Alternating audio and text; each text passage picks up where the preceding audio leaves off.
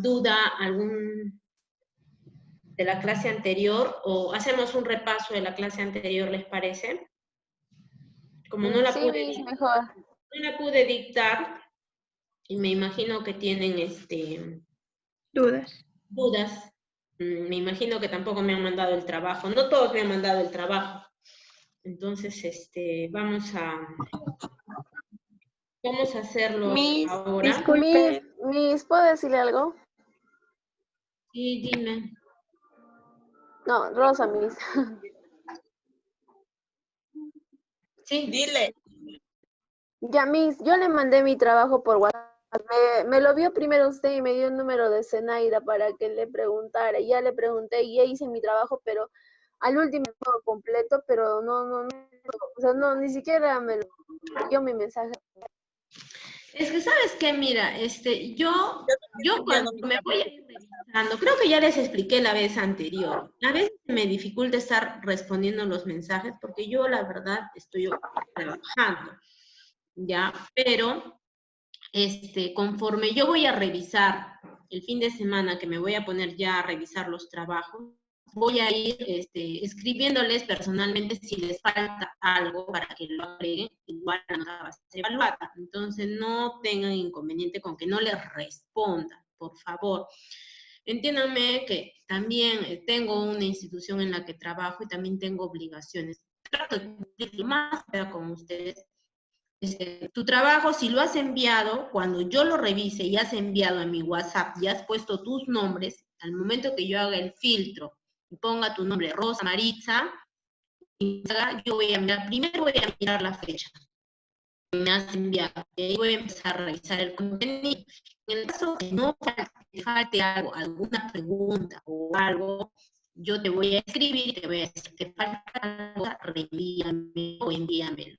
Las que han enviado al WhatsApp grupal, por favor, reenvíenmelo a mi WhatsApp personal, porque en el WhatsApp grupal una vez más vuelvo a repetir, están de todos los cursos y se me dificulta, porque yo no voy a estar, ¿desde cuándo voy a estar revisando curso por curso? He visto que han estado enviando al WhatsApp personal, al WhatsApp grupal, por favor, reenvíenmelo a mi WhatsApp personal. De repente yo demoro en contestar, sí, soy consciente de ello, pero sí les voy a contestar al momento que voy a revisar los trabajos. ¿Ya? Por favor. Pero sí los leo los mensajes, solamente que mi WhatsApp está configurado que no marque el check-in hasta que yo no responda. Entonces, el día sábado o domingo que voy a revisar tu trabajo, Rosa, recién te va a marcar el check-in de que ya viste tu trabajo. ¿Ya? ¿Alguna otra pregunta? Miss, yo una ¿Alguna otra pregunta. pregunta? Gracias. Sí, dime. Sí, Miss, la otra vez en la lista que usted manda al WhatsApp del grupo, mandó una lista de los nombres de los compañeros que habían presentado el trabajo y su video. Yo había enviado también mi trabajo y mi video, le subí a la plataforma, pero mi nombre en esa lista que usted hizo no estaba. Pero sí le envié a tiempo. Y en la No está, plataforma si no aparece que no. está, si no Esa está, lista era de los que faltaba video, Gladys. ya, si no Sí. está tu nombre, si no está tu nombre, quiere decir que ya tu trabajo ha sido revisado. Ay, ya, Miss, ya, disculpe, estaba un Por eso ahí poquito. bien claro dice los que faltan presentar, no los que han presentado. Yo no voy a mandar a los que han presentado, yo siempre voy a mandar una lista de los que falta presentar. Si hay algún compañero que aún le falte presentar algún trabajo desde la primera clase hasta la última, hasta la clase anterior, lo tienen tiempo para presentar hasta el día sábado a las 7 de la noche. Tienen todos estos días, por favor. Si hay algún compañero que recién se ha reincorporado a las clases, de igual manera, tienen que mandar su trabajo, ¿ya? Si lo han subido a la plataforma, perfecto. Si no lo han subido a la plataforma, ya me lo mandan a mi WhatsApp personal. ¿Alguna otra pregunta? Miss, buenas tardes. Sí, Jessy. Mis buenas tardes. Mis disculpas, la tarea que ahora nos ha enviado hace una semana más o menos, nos ha enviado de la valoración del índice corporal. Mis, le quería hacer una pregunta porque a veces no todos contamos con los instrumentos que se necesitan para realizar la tarea. Yo no tengo una balanza porque en esta tarea se va a necesitar el peso, pero como nosotros asistimos a veces al Pero centro más o de menos vas a salud, saber cuánto el peso. centro de, sí, al centro de salud, entonces nosotros sabemos cuánto es nuestro peso y nuestra medición, pero con lo que sí puedo contar ahora Puedes para hacer necesitar, mi trabajo es la sí. wincha. Sí, mis. Ya, no importa. El peso tentativo de la última vez que se han pesado. ¿Ya? Ok, mis. ¿Alguna otra pregunta? Ninguna. ¿Alguna otra pregunta? ¿Mm? ¿Ninguna? Ya, entonces vamos a empezar con la clase. Vamos a hablar de la clase anterior, lo que era la sonatometría y sonometría, y de ahí vamos a continuar, ¿ya?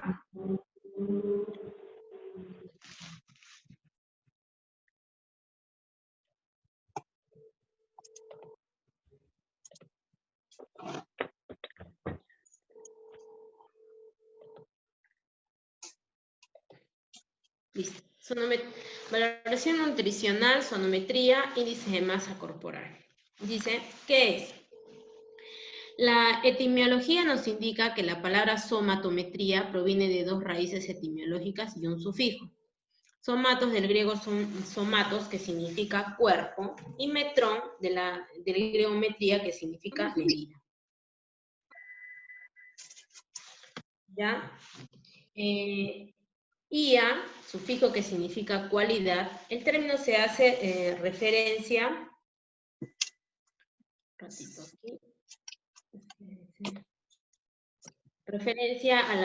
a la medición de las dimensiones físicas del cuerpo humano. Aquí vemos, ¿no? En la imagen a una niña que la están pesando y también tallando, ¿no? Esas balanzas no son antiguas, pero sí son un tipo de balanza donde se va a poder pesar y tallar al mismo tiempo, ¿no? Viene incluida un tallímetro, incluida en la balanza.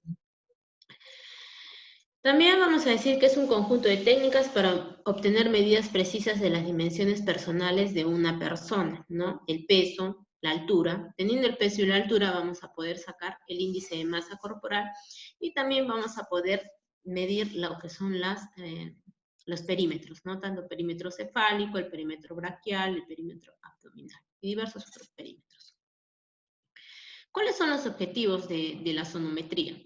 Es detectar las medidas que no se ajusten a los índices de normalidad corporal, llevar un control en el paciente, ayudar a determinar el diagnóstico médico y de enfermería, ayudar a valorar el crecimiento del individuo y su estado de salud, de enfermedad, establecer las dosis de algunos medicamentos, ¿no? Por ejemplo, más que todo esto es en niños, ¿no? Porque dice paracetamol, por decir 10 miligramos por kilo de peso, ¿no? Es un ejemplo que les puedo dar, ¿no? Eso, ¿no? Hay que tener el peso para poder calcular la medida que se le va a dar. O metamisol, ¿no? 50 miligramos por kilo de peso, qué sé yo, ¿no? Varía en la indicación médica que se pueda dar. ¿Cuáles son los principios? Están viendo, ¿no? La diapositiva en la pantalla.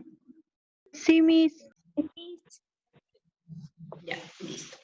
La somatometría es de suma importancia para la exploración física, ¿no? Para hacer un examen físico es muy importante el peso, la talla, los perímetros. Los parámetros que se manejan varían según el sexo y la edad.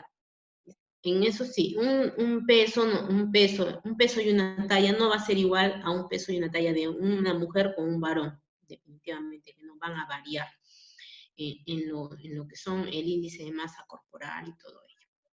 La ingestión de alimentos y bebidas y el exceso de ropa altera también el peso corporal del individuo. Por lo general, se debe de tomar el peso con el estómago vacío y con la ropa más ligera que se pueda, sin zapatos, sin gorro, ¿ya? La pérdida y aumento de peso en un paciente que no es acorde a su edad y talla implica trastornos en la salud, ¿no? Cuando yo les he dicho que investiguen las tablas, en el link que yo les mandé ahí decía, ¿no? Por ejemplo, 60 kilos y talla 1,52, ¿no? Y ahí hay que el índice de masa corporal es de, digamos que de 27. Ahí te dice el valor que es, ¿no? Si es sobrepeso, si es obesidad, si tiene un peso normal, si está en delgadez, igual es en la talla, ¿no? Si le falta estatura, si está alto o está normal. Luego, el peso. Es la atracción, el peso es la atracción sobre un cuerpo por la fuerza de la gravedad de la Tierra. Tanto en niños como en adultos, la información proporcionada por el peso y la estatura es sumamente valiosa para evaluar el estado actual, los riesgos para la salud y la evolución del paciente. Aunque son los datos somatométricos más utilizados en las ciencias de la salud, es raro que sean registrados de una manera adecuada, ¿no? Para la toma del peso se recomienda emplear una báscula clínica tipo romana, ese es el tipo de balanza, ¿no? La balanza adecuada. No se recomiendan las básculas de resortes o las llamadas de baño, ¿no? Esas de que se pone el piececito, las chiquititas. No se recomienda eso en un establecimiento de salud, pero si yo la voy a usar en casa, normal, sí la puedo usar. Cuyo mecanismo es poco preciso para llegar a oxidarse. Las básculas llamadas digitales o electrónicas cada vez son de mejor calidad. Y sí, ya en los establecimientos de salud ya no se utilizan este tipo de balanza, ya utilizan una balanza digital. Pero hay que comprarlas con una báscula clínica antes de adoptarlas para su uso constante. Este último tipo de báscula tiene la ventaja de proporcionar lectura directa de cifras, pero requiere de baterías y estar enchufada constantemente. Un ratito. Ya. Para registrar el peso, la persona debe estar de pie, ¿no? Con la columna vertebral extendida, los talones juntos y los brazos colgantes, paralelos al eje vertical del cuerpo, ¿no? Derecho, como ven en la imagen, ¿no? Ahí, esa es la posición correcta para un pez, para pesar a la persona. No es que la persona va a mirar hacia abajo o mirar hacia arriba, siempre con el mentón recto, la mirada hacia el frente, para poder tener un peso más exacto. El peso se registra separando con un punto, kilogramos y fracciones, que en la mayor parte de las básculas se limita a decagramos, ¿no? Eso ya es, ¿no? Por ejemplo, 102.1 kilos, ¿no? O 72.25 kilogramos, ¿no? Dependiendo de la báscula registra deca o hectogramos, ¿no? Eso ya dependiendo. Para registrar el peso de manera confiable se recomiendan los siguientes preparativos, ¿no? ¿Cómo debo yo tener, cómo voy a tener un peso, cómo voy a preparar a la persona para tener un peso correcto, para no tener dudas en el momento de que yo voy a hacer el peso de la persona? Efectuar el registro por la mañana o al menos a una misma hora, sobre todo si se planean comparaciones longitudinales, como ocurre en personas sujetas a tratamiento para el control de peso. ¿No? ¿Qué dice? Es como les estaba diciendo anteriormente, es con el estómago vacío, por lo general es en ayunas, apenas uno se levante, ¿no? Es deseable que la persona sea pesada antes de ingerir alimentos y después de haber orinado y defecado, ¿no? De esta manera se asegura un peso basal y con la menor variabilidad diaria posible. Hacer el registro del peso con la persona descalza y con la mayor cantidad de ropa posible, ¿no? Como les decía, ¿no? Sin zapatos y con la ropa más ligera que se pueda. La estatura.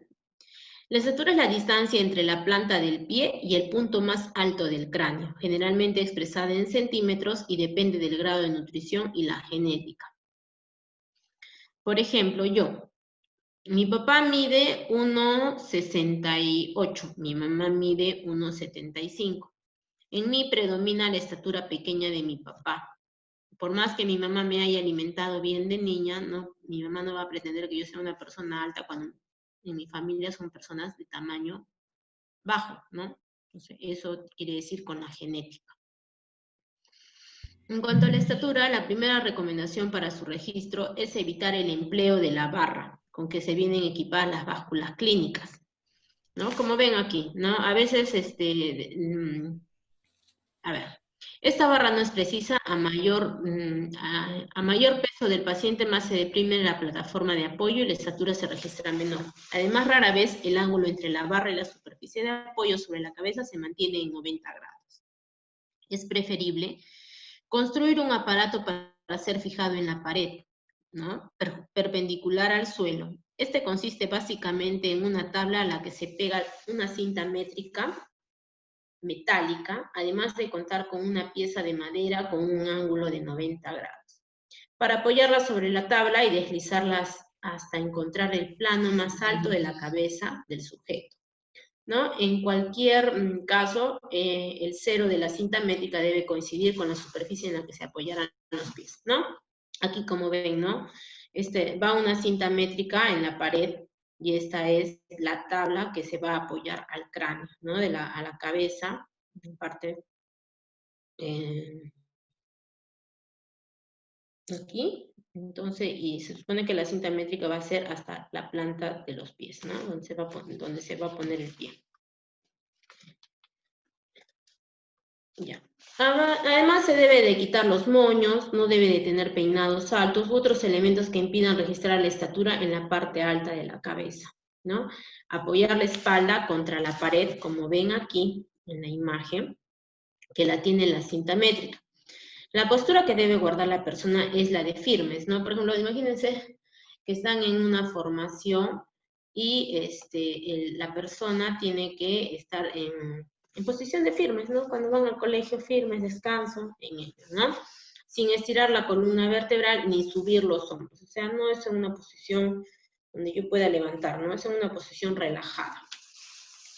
La cabeza debe orientarse de acuerdo con el llamado plano Frankfurt, ¿no? Para ello, ubique el punto medio del trago en una de las orejas y el punto más bajo de los huesos de la órbita, ¿no?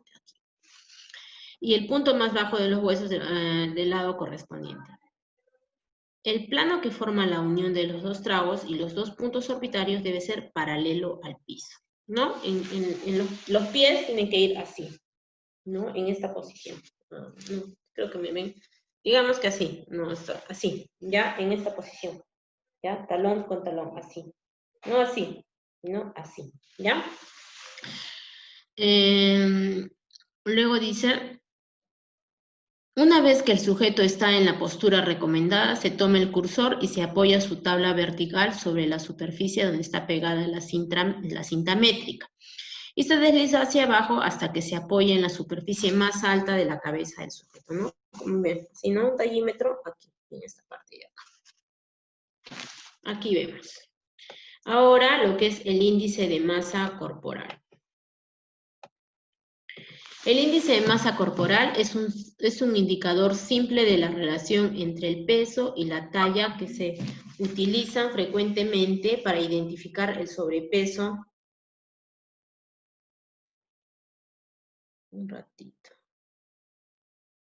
Un ratito, por favor.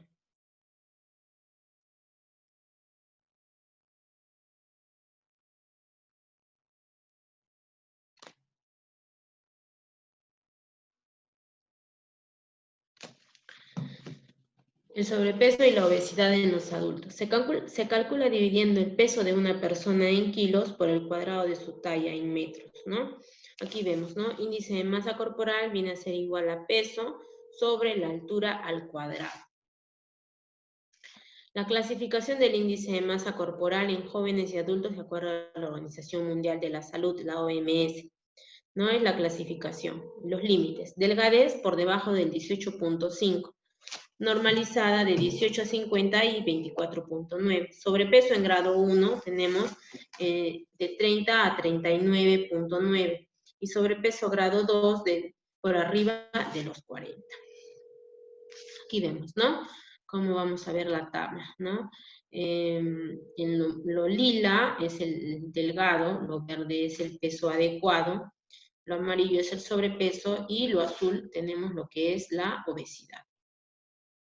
Los grados de obesidad, ¿no? Normal de 18.5 a 24.9.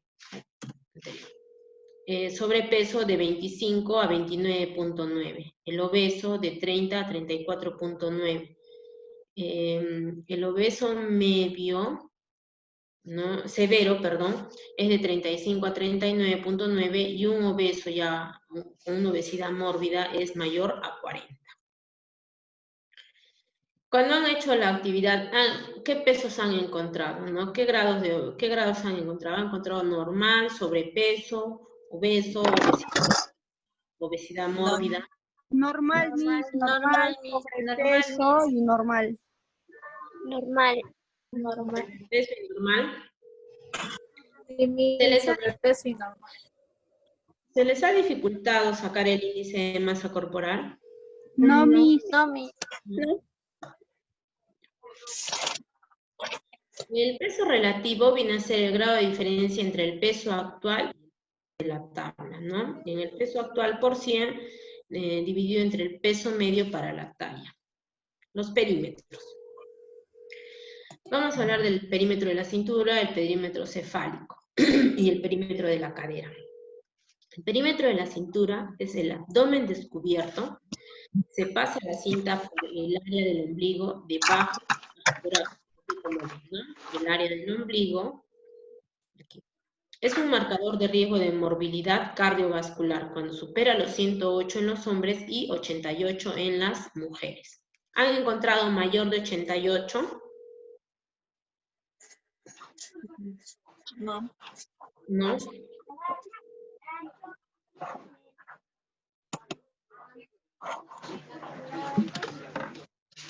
El perímetro de la cadera, con el área descubierta se usa la cinta métrica para medir el perímetro por encima del nivel máximo de los glúteos, ¿no? Por lo general a la mitad, ¿no? De los glúteos. Generalmente coincide con la sínfisis del pubis, ¿no? Ahí lo ven en la... Índice cintura-cadera. Indica la distribución de la grasa corporal, perímetro de la cintura con el perímetro de la cadera, ¿no? Entre el perímetro de la cadera. El perímetro cefálico se realiza con el sujeto en el plano de Frankfurt, en un nivel inmediatamente superior al punto medio del arco superciliar, ¿no? Debe realizarse hasta los 2 años de edad. Las mediciones de la cabeza sirven para apreciar el crecimiento encéfalo, el crecimiento del cráneo, midiendo la circunferencia de la cabeza representa el crecimiento, ¿no? Es preciso que la presencia de el tamaño de una fontanera. Y eso sería todo. ¿Tienen alguna pregunta?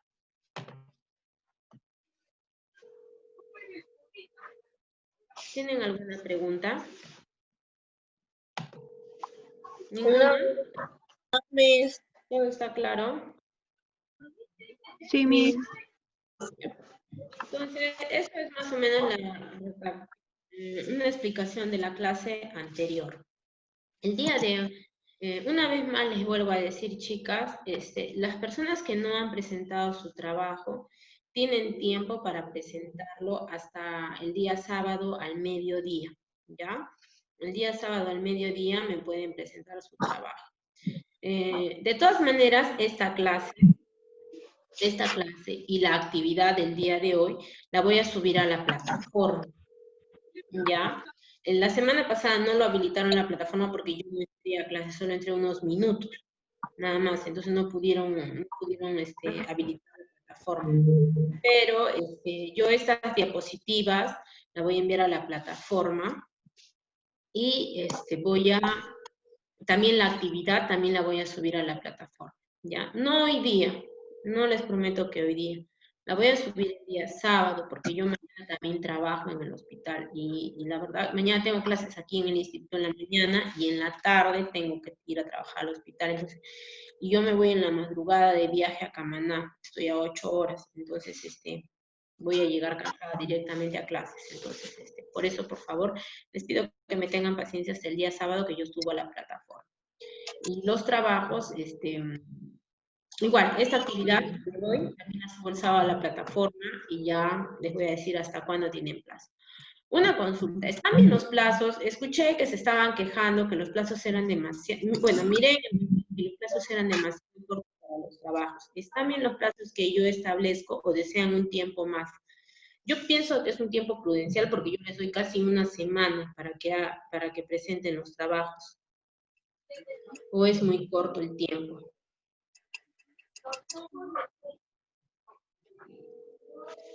Nadie dice nada. Miss, disculpe, tarea. ¿Sí? Dime, Gina. Miss, disculpe. Sí, te estoy escuchando. Miss, sería mejor de que cada clase que se haga se presente la tarea la semana que viene la próxima clase, pero un día antes. Pero yo siempre les presento así, o sea, les doy todavía de la siguiente clase, les doy 2 días más, porque siempre les digo sábado. Pero si quieren más corto el tiempo, no tengo inconveniente. Entonces los trabajos de hoy en adelante los dejamos de jueves a miércoles.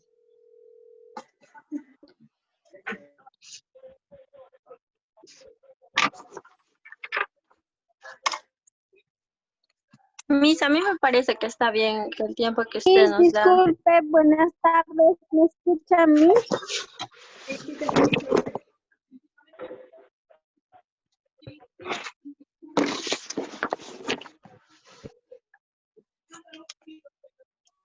Sí, te escucho, dime. Dime, Gladys. Miss, el tiempo que se nos está dando para presentar las tareas está bien. Prácticamente, bueno, usted nos deja, por ejemplo, tenemos Miss, casi exactamente una semana. Y bueno, Miss, sería bien para mí. bueno, yo, en mi opinión, No te escucho.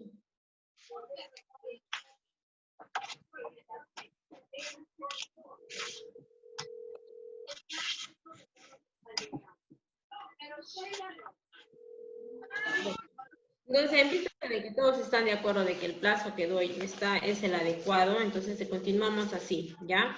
Yo de jueves, siguiente sábado, ¿ya? Listo. Bueno, el día de hoy vamos a hablar, el tema que nos toca el día de hoy en el sílabus es acerca de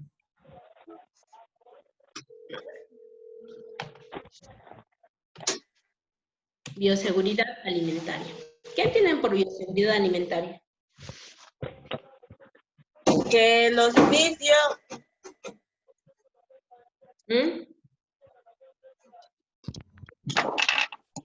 Y tener buena higiene al momento de consumir algún alimento. Muy bien, ¿qué más? Que los alimentos se encuentren limpios, Miss, al ingerir. Ya. Un ratito. ¿Qué? Mis clases que te dije.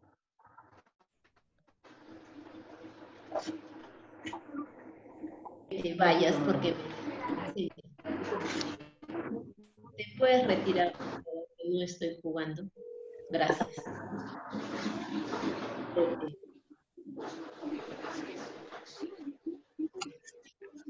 Bueno, el día de hoy vamos a hablar de lo que es bioseguridad alimentaria.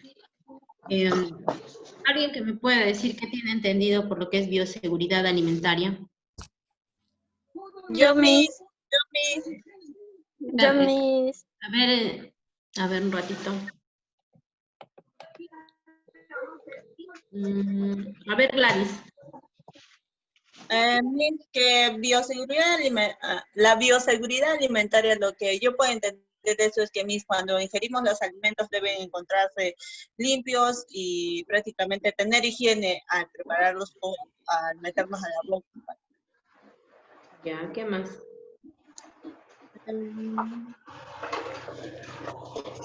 Debemos de tener siempre, mantener higiene en nuestros alimentos. Muy bien. Bueno. Y de seguridad alimentaria,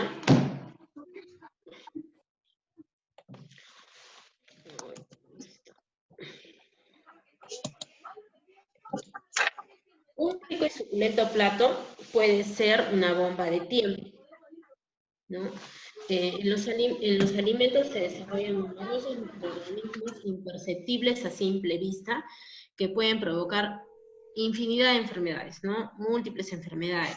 La higiene y correcta manipulación es la clave para eliminarlos. Los alimentos son el medio de transporte privilegiado en algunos virus, bacterias y parásitos. Si no son destruidos a tiempo, lo más seguro es que provoquen alguna enfermedad digestiva, ¿no? En el organismo. Las infecciones transmitidas por los alimentos constituyen un importante problema de salud pública. En términos generales, producen diarreas, vómitos, gastroenteritis e intoxicaciones. La principal causa es una inapropiada manipulación o conservación de estos antes del consumo. Los síntomas son diversos y dependen del agente infeccioso que se va a encontrar, ¿no? en el organismo. Nosotros, espérense un ratito, a ver. No me crean. Cállate la boca. No vengan. 1, 2, 3, 4, 5, 6, 7, 8, 9, 10, 11, 12, 13, 14, 15, 16, 17, 18, 19. Vamos a ir, nos vamos a 19.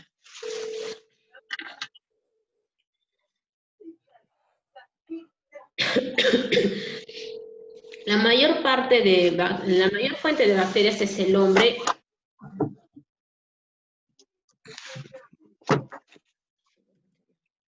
Las infecciones transmitidas por los alimentos tienen un problema en términos generales, ¿no? Producen diarreas, vómitos, gastroenteritis e intoxicaciones. La principal causa es una inapropiada manipulación o conservación de los síntomas son diversos y depende del agente infeccioso que se puede encontrar en el organismo. Podemos encontrar lo que son las bacterias, que son la mayor es el hombre, ¿no? Y la transmisión de tipo fecal, ¿no se escucha? A ver, vamos a apagarlo. Se escucha como si estaría timbrando un celular o haciendo una llamada y como que interfiere con su voz. Ah, ya, es que es ya, un ratito. Sí, está bien, mi. Ya, ahí sí, ¿no? Ahí sí, Sí, Miss, ahora sí. Ya. La mayor fuente de bacterias es el hombre y la transmisión de tipo se debe a una mala higiene e inadecuada manipulación de los alimentos. Una de las enfermedades de este origen más conocida es la fiebre tifoidea. Además de todas las diarreas agudas causadas por la salmonela, las shigella, la campylobacter, la Yersinia y algunas cepas de la Escherichia coli, ¿no? En algunos casos, el cuadro diarreico puede ser disentérico con eliminación de mucosidades y de sangre. También vamos a encontrar un agente infeccioso, también son los virus, como el de la hepatitis A, ¿no? Que se transmite por alimentos contaminados, heces fecales y que produce fiebre, dolor de cabeza, vómito e ictericia. También vamos a encontrar el rotavirus, que causa diarrea, vómitos, dolor abdominal, muy frecuente en niños menores de 2 años, ¿no? Y también en adultos ocasionalmente con virus o adenovirus. Por último tenemos lo que son, no por último, otro agente infeccioso que son los parásitos. A diferencia de virus agudas, los parásitos como la Giardia lambia, amebas, gusanos planos, tenias y gusanos redondos, ascarasis, producen cuadros de tipo crónico.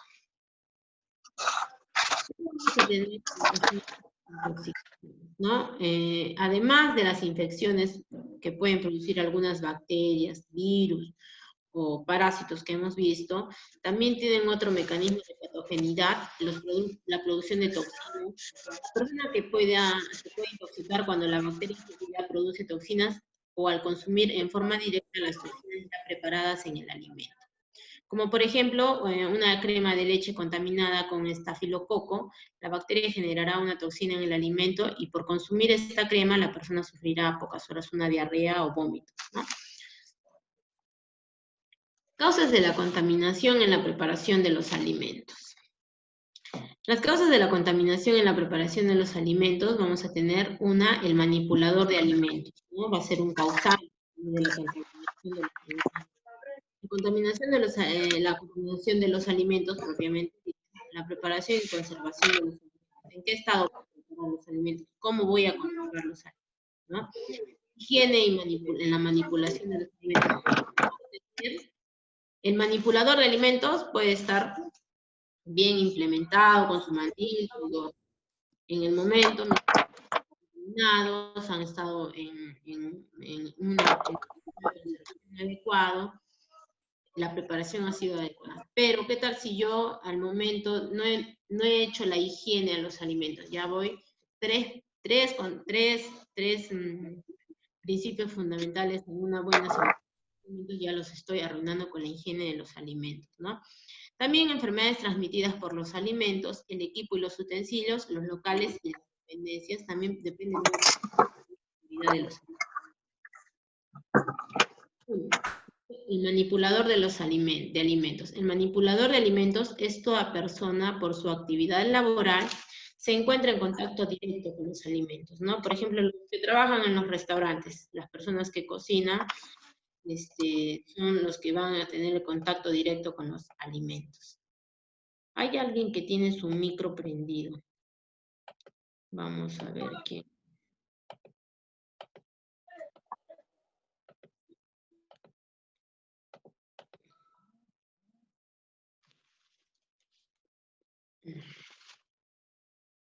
Ahora no escucho a nadie. O sea, yo cuando hablo sí escucho. Y cuando no hablo, no.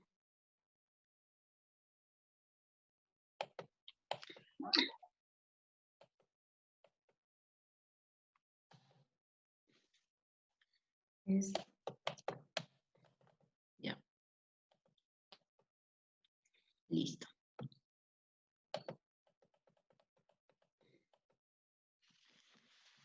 El manipulador de los alimentos,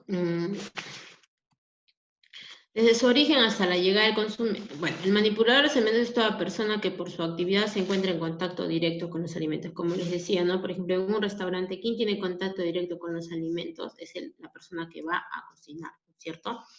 Desde su origen hasta la llegada al consumidor, el alimento pasa por una serie de etapas llamada cadena alimentaria.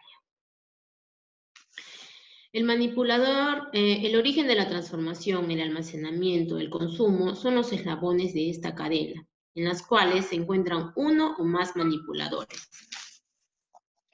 La mano del hombre,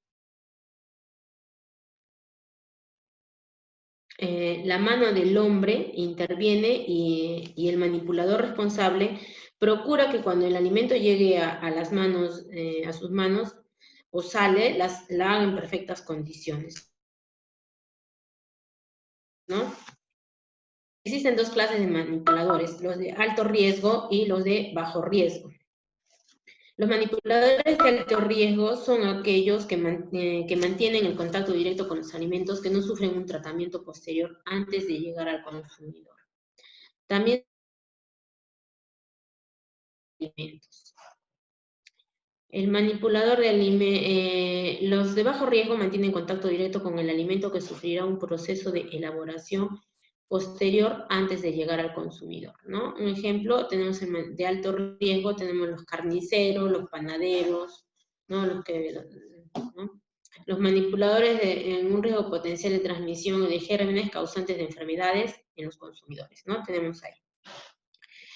Ser manipulador de alto riesgo no supone de riesgo de enfermar, sino se supone de ser una persona ya más responsable, porque va a tener la salud de muchas personas, ¿no? Porque de él depende también de un buen restaurante, depende de muchas cosas. La contaminación de los alimentos. La contaminación de los alimentos, un alimento contaminado es aquel que contiene gérmenes capaces de provocar enfermedad a las personas que la consumen. No es lo mismo un alimento contaminado que un alimento deteriorado, ya que cuando un alimento se encuentra deteriorado, sus cualidades, el olor, sabor, aspecto se reducen o anulan, pudiéndose apreciar por el medio de los sentidos, la vista, el olfato, ¿no? Y el tacto, ¿no? Por ejemplo, ustedes van a ver un pollo podrido, ¿no? Van a mirar primero su aspecto verdoso, ¿no? Lo van a oler. Primero van a utilizar la vista porque van a mirar el aspecto del pollo que no es de un pollo normal, pero también lo van a oler, ¿no? Lo van a oler y su olor va a ser no va a ser agradable, ¿no? La contaminación ni se nota ni se ve, ya que los microorganismos no se aprecian a simple vista al ser microscópicos. Un alimento contaminado puede parecer completamente normal. Por ello, es un error suponer que un alimento con buen aspecto está en buenas condiciones para su consumo. Esta debe ser después contaminado por bacterias. Un alimento puede estar deteriorado.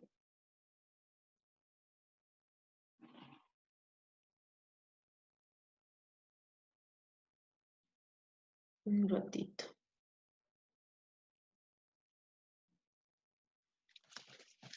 Un alimento puede estar deteriorado, ¿no? Y con deteriorado y contaminado sí se va a apreciar. Deteriorado y no contaminado también se va a apreciar. Contaminado y no deteriorado no se aprecia. Este último es el que es realmente peligroso, causante general de las enfermedades de origen alimentario, ¿no? El contaminado y no deteriorado. Deteriorado. Los gérmenes llegan a los alimentos de diversas formas, pues se encuentran en todas partes. Algunos son perjudiciales para el hombre, causando enfermedades. Estos toman el nombre de gérmenes patógenos, ¿no? Las bacterias o gérmenes se encuentran también en personas y animales, en el hombre, en la boca, nariz, en el aparato digestivo, etcétera, ¿no? Las personas que tienen bacterias patógenas se llama portador, y puede ser un portador sano o un portador enfermo. El portador sano no presenta síntomas, ¿no? De enfermedad y no sabe que es un portador, ¿no? Porque no va a presentar ninguna sintomatología. Todo manipulador, por ello, debe poner en práctica rigurosas medidas de higiene siempre para no contaminar los alimentos, ¿no? Los alimentos generalmente se contaminan por dos vías. La directa del portador sano o enfermo al alimento, la indirecta del portador sano o enfermo a un intermediario, ¿no? También por medio de los insectos, de los utensilios y de este último al alimento. ¿Alguna pregunta hasta ahí? ¿Tienen alguna duda? ¿Tienen alguna duda hasta ahí? Todo claro, Miss, una pregunta. Sí, dime. En una parte escuché sobre la enfermedad de hepatitis A, ¿y para eso habrá cura? La hepatitis A es una enfermedad viral. Las enfermedades virales no tienen cura, simplemente tienen un proceso, ¿no? Hasta que elimines el virus del organismo. Ninguna enfermedad tiene un tratamiento. Eso tengan claro. Ninguna enfermedad viral tiene un tratamiento. Simplemente es un proceso hasta que tu organismo elimine el virus. ¿Alguna duda? Gracias, Miss. Miss, quería saber sobre el alimento contaminado y no deteriorado. O sea, eso quiere decir que una vez que la persona lo consuma recién va a hacer efecto, ¿se podría decir o cómo es? Alimento deteriorado y no contaminado. ¿Qué dijimos? Que lo deteriorado, ¿qué íbamos a ver? Íbamos a utilizar en lo deteriorado, íbamos a utilizar nuestro sentido de la vista, nuestro sentido del olfato, nuestro sentido del tacto, porque lo vamos a poder ver. Pero en cambio en lo contaminado no. ¿Y qué dice acá? Deteriorado y no No se contaminado. puede ver. Se aprecia, ¿no? ¿Por qué? Porque Microscópico. los aspectos, Es microscópico porque son microorganismos. claro, en lo contaminado. Ya. La Ya, temperatura, Miss, pero una vez que sea consumido sí va a hacer daño. por O eso te sea, dice que en un alimento deteriorado y no contaminado, sí lo vas a poder apreciar, o sea, sí vas a poder ver que ese alimento no está apto para el consumo, porque en lo deteriorado utilizas ¿qué? El sentido del olfato, del gusto, del tacto, de la vista. En lo contaminado no vas a utilizar ningún sentido, porque lo contaminado solamente es microscópicamente. ¿Me entendiste? sí, Miss, gracias. Creo que no me has entendido, Yendelin. ¿Qué parte no me has entendido? Sí le entendí, Miss, de que lo deteriorado sí es a simple vista, por ejemplo, por el olor, de que se va a malograr todo eso. En lo que es contaminado, que es microscópicamente, como usted lo dijo. Ya. La temperatura ambiente es la más peligrosa para los alimentos, tanto para su conservación como para su contaminación, ¿no? Los gérmenes entre 70 a 100 grados van a morir, entre 5 a 70 grados se desarrollan, siendo la temperatura óptima entre 35 a 38 grados. Por debajo de los 5 grados frenan su desarrollo, ¿no? Esa es la temperatura que deben de tener los alimentos. La cocción, la refrigeración y congelación, así como la higiene en la manipulación, son las principales medidas de prevención para evitar la contaminación y propagación, así como la correcta conservación de los alimentos, evitando la aparición de enfermedades de origen alimentario. Luego vamos a tener lo que es la bioseguridad en la preparación y conservación de los alimentos. Los alimentos se pueden clasificar en alimentos de corta, mediana y larga duración en función de su naturaleza o tratamiento.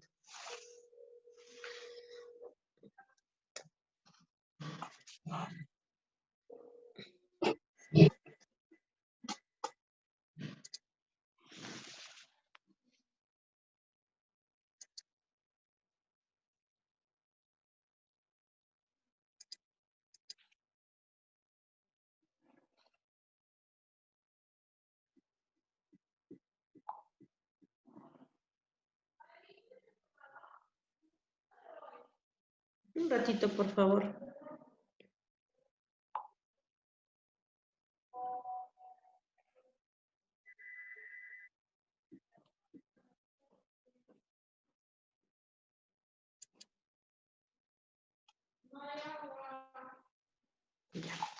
Los alimentos pueden clasificar en alimentos de corta, mediana y larga duración en función de su naturaleza o tratamiento, ¿no? Los de corta duración suelen conservarse fuera de la nevera hasta 48 horas.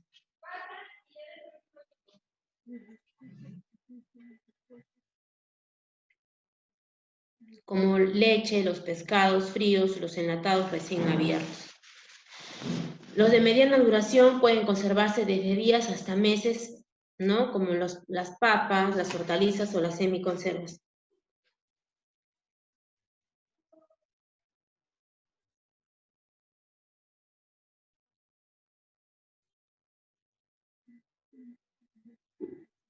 Un ratito.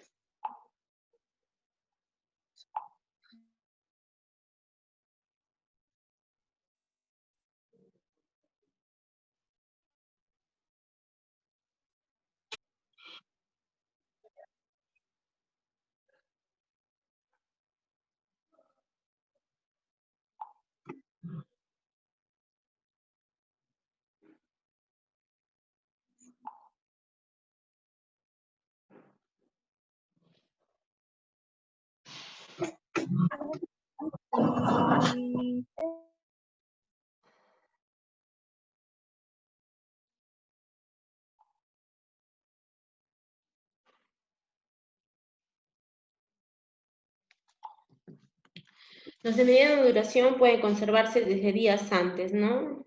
Hasta meses, desde días hasta meses, ¿no? Como son las papas, las hortalizas, las semiconservas. Los de larga duración pueden durar años si se manipulan correctamente y se mantienen en un ambiente adecuado. Desde el punto de vista higiénico, la preparación de alimentos supone la utilización de alimentos en condiciones que se tengan las manos limpias, los utensilios estén limpios, que se conocen y aplican técnicas de higiene. La conservación de los alimentos preparados o no está basada en la destrucción de los gérmenes y sus toxinas, ¿no? Veneno que producen, por medio de la calor, la cocción, la pasteurización, la esterilización. La paralización del desarrollo de los gérmenes el frío, la congelación, ultracongelación, aditivo, salado, acidificación. ¿No? Un alimento preparado se conserva. Me van a disculpar que los interrumpa, pero estoy enviando una información que me están pidiendo.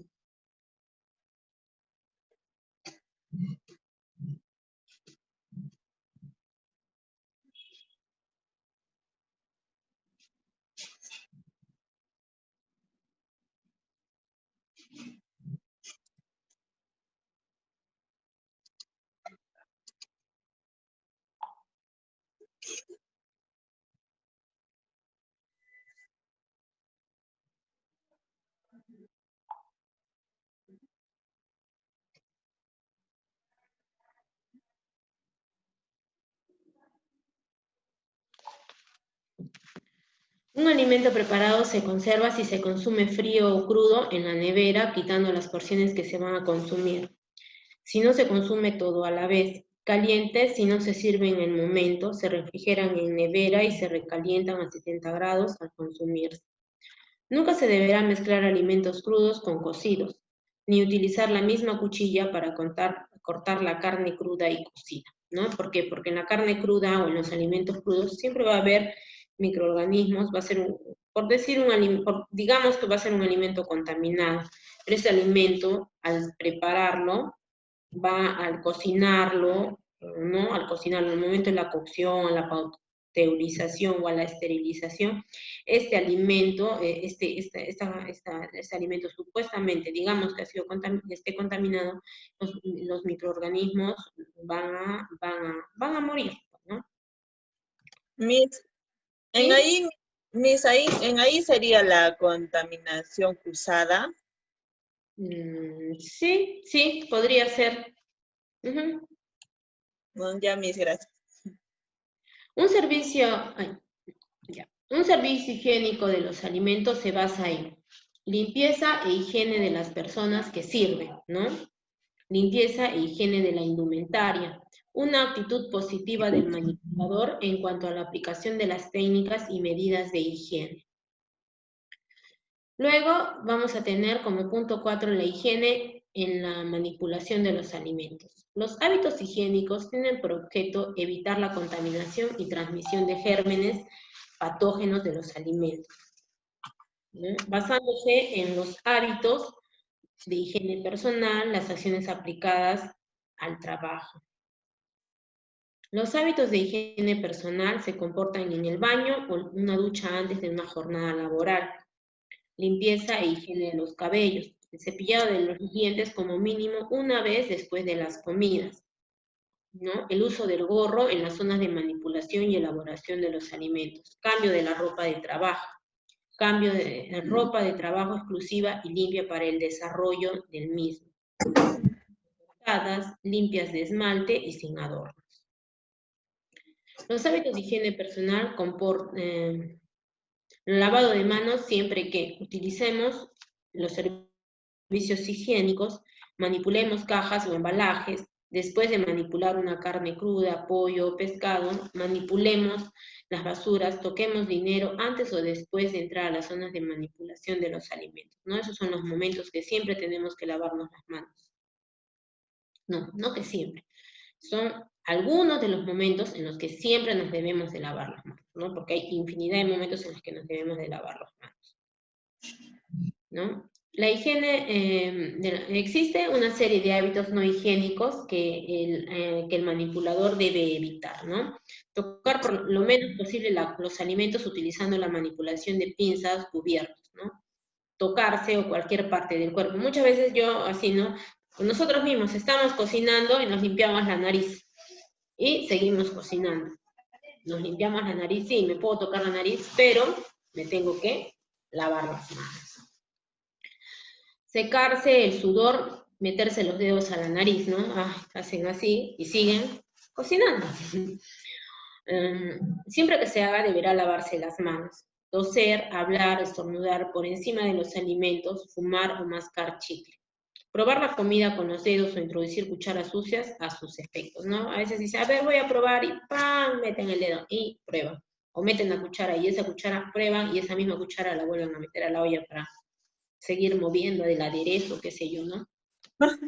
Eso también es una fuente de contaminación, ¿no? La responsabilidad del manipulador de los alimentos en relación con la higiene comprende preocuparse por su estado de salud, tanto del portador enfermo, ¿no? Del portador enfermo. Conocer y aplicar los hábitos higiénicos, colaborar con el mantenimiento de la limpieza y la higiene. El manipulador de alimentos debe ser un ejemplo para todos de limpieza y actitudes higiénicas. Las enfermedades de origen alimentario son las alteraciones que sufren las personas en salud al comer alimentos contaminados por los gérmenes patógenos o sus toxinas. Las alteraciones se manifiestan generalmente por alergias, diarreas, cólicos, dolores abdominales, fiebre, malestar general, ¿no? La mayoría de estas enfermedades son de origen humano, aunque otras son de origen animal y no se originan en el alimento, sino que este sirve de vehículo transmisor. Existen también las relacionadas con envenenamiento producido por agentes distintos a los gérmenes, en este caso por el propio alimento de las setas venenosas, ¿no? Tratamiento con productos venenosos, pesticidas, insecticidas, ¿no? A veces han escuchado en las noticias, ¿no? Caliwarma, ¿no? Se intoxicaron por alimentos de caliwarma. De repente el almacenamiento de los alimentos fue con un agente infeccioso como los insecticidas, entonces el alimento se ha contaminado, ¿no? Y ha producido una intoxicación. En el caso de las bacterias patógenas, las más frecuentes en este tipo de problemas son la salmonela y la estafilococo. De todas formas, conviene saber ante todo que no siempre se afectan todas las personas que toman el alimento contaminado. Dentro de los afectados, no todos presentan la misma gravedad. Los niños y ancianos sufrirán alteraciones con mayor gravedad. Esto influye en varias cosas como son el grado de defensa de la persona, la cantidad de alimento ingerido, así como el número de gérmenes presentes en o las porciones ingeridas. Algunas toxoinfecciones pueden ser graves y provocar la muerte, ¿no? Las toxinfecciones se evitan siempre que la higiene sea la adecuada en cada paso de la cadena alimenticia. Los factores que más influyen en su aparición son, en primer lugar, el manipulador, en segundo, la temperatura a la que se encuentra el alimento. La contaminación por salmonela, que es una bacteria patógena que vive habitualmente en el intestino de las personas y de algunos animales. Los alimentos contaminados son generalmente las carnes, los huevos, las salsas, ¿no? Como la mayonesa, el ketchup, el ají. Y para evitar la contaminación debemos aplicar medidas de higiene y de hábitos higiénicos en el trabajo. Cocinar suficientemente los alimentos a 70 grados. No usar huevos con las cáscaras rotas o sucias, ¿no? La salmonela en el huevo no va a estar dentro, no va a estar en la clara ni en la yema, la vamos a encontrar en la cáscara. Por eso dice, no usar los huevos con las cáscaras rojas o sucias. No dejar expuestos los alimentos a la temperatura del ambiente y dejar en la nevera por separado carnes, pescados y salsas.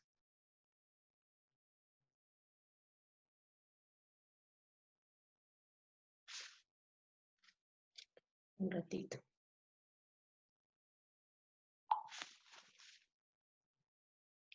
La contaminación por estafilococo. Vive en las vías respiratorias de las personas y la enfermedad la produce su toxina. Los alimentos son contaminados generalmente en los quesos, las salsas.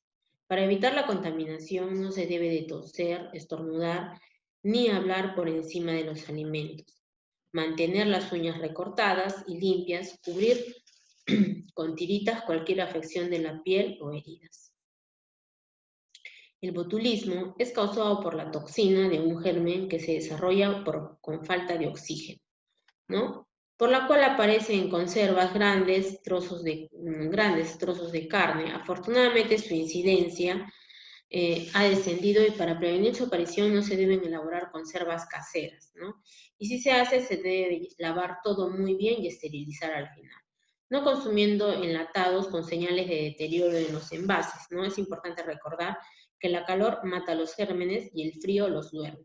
¿Qué quiere decir no consumiendo enlatados con señales de deterioro? Por ejemplo, los enlatados chancados, ¿no? Eso no se debe de consumir, ¿no? Si yo voy a comprarlo, eso lo debo de devolver, porque no debe ser utilizado. Número 6, el equipo y los utensilios. El equipo está formado por un conjunto de utensilios que se emplean en la manipulación de los alimentos. Podemos distinguir 4 grupos principales: los que entran en contacto con los alimentos, los aparatos de cortar, los utensilios para cocinar o contener alimentos, como las ollas, el horno, los hornos, las parrillas, ¿no? Y los empleados para la limpieza, ¿no? Los de transporte, que también vienen a ser una parte de los equipos y los utensilios. Todo el equipo puede contaminarse. El equipo sucio con restos de alimentos es una fuente de contaminación, ya sea entrando en contacto con el alimento o con otro equipo que a su vez entre en contacto con él mismo.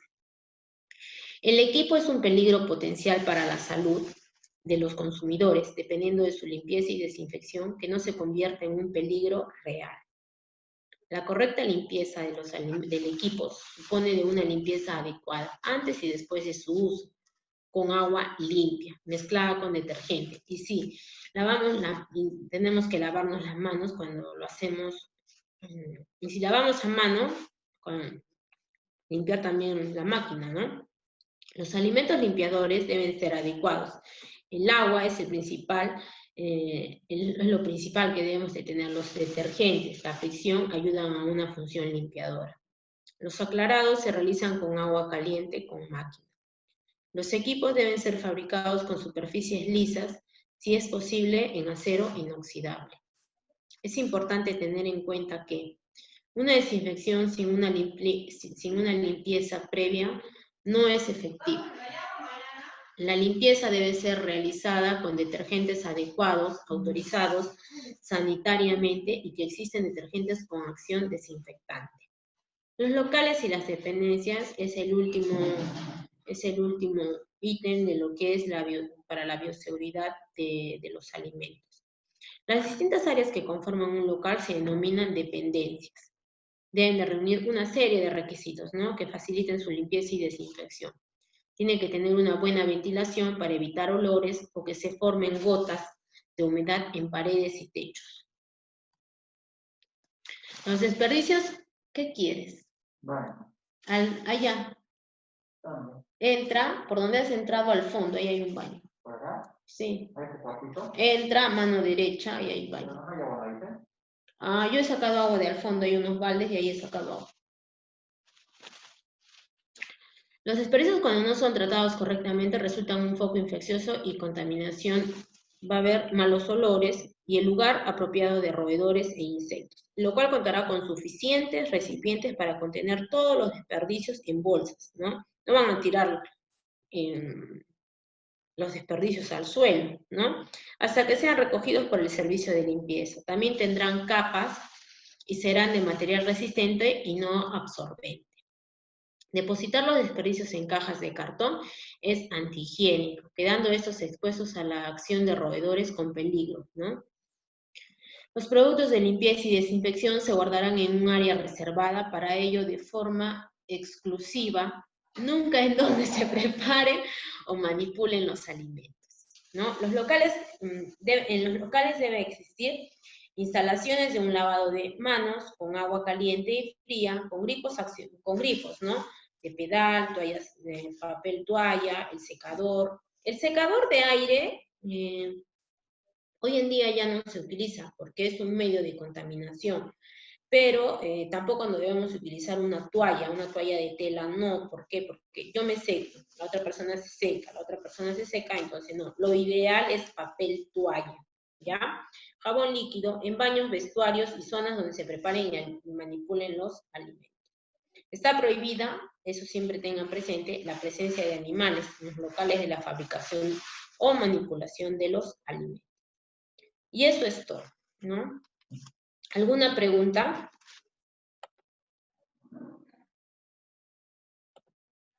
¿Alguna pregunta? ¿Todo está claro? Sí, Miss, todo claro. Todo claro. Me van a disculpar por las interrupciones que hemos tenido, pero la verdad, como ven, estoy trabajando. Entonces yo no he querido dejar de cumplir con ustedes porque ya la semana pasada ya hemos tenido una clase menos, entonces no es justo para ustedes porque ustedes están pagando una pensión para que sean sus clases dadas, ¿no? Entonces yo, en lo posible, voy a tratar de cumplir lo máximo que pueda. Yo me comprometí el día de hoy que sí iba a cumplir con la clase el día de hoy, ¿no? Entonces, de esa forma, yo también a ustedes les enseño lo que es la responsabilidad, ¿no? Como me ven acá, viva o muerta, estoy dándoles las clases. Entonces, de esa forma yo también espero de ustedes la asistencia y la presentación de los trabajos, ¿ya? Una presentación adecuada, ¿no? Una presentación acorde a la institución en la que está.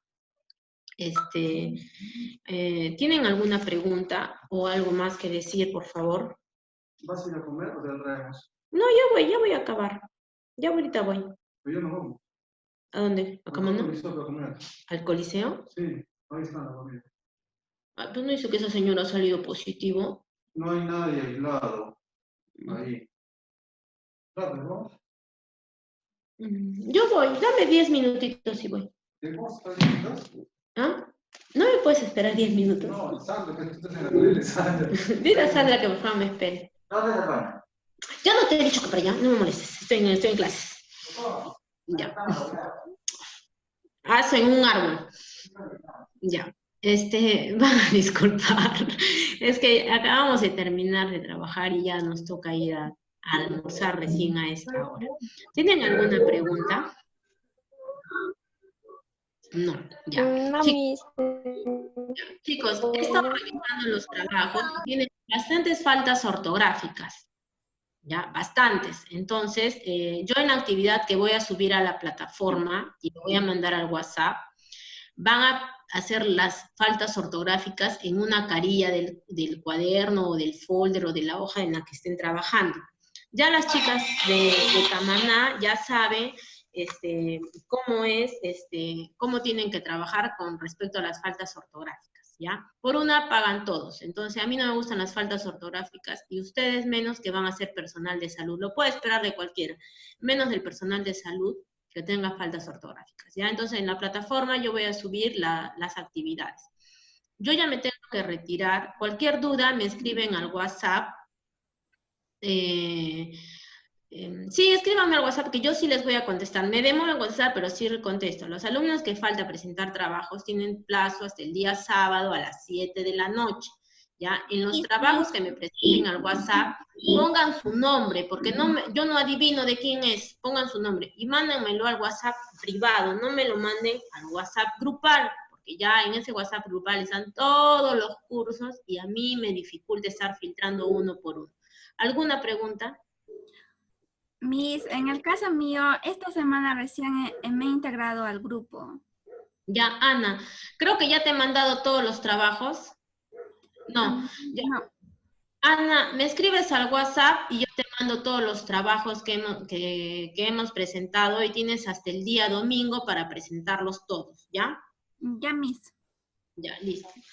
Ya, chicos, me despido de ustedes. Nos vemos a la próxima clase. Cuídense, un abrazo. Chao.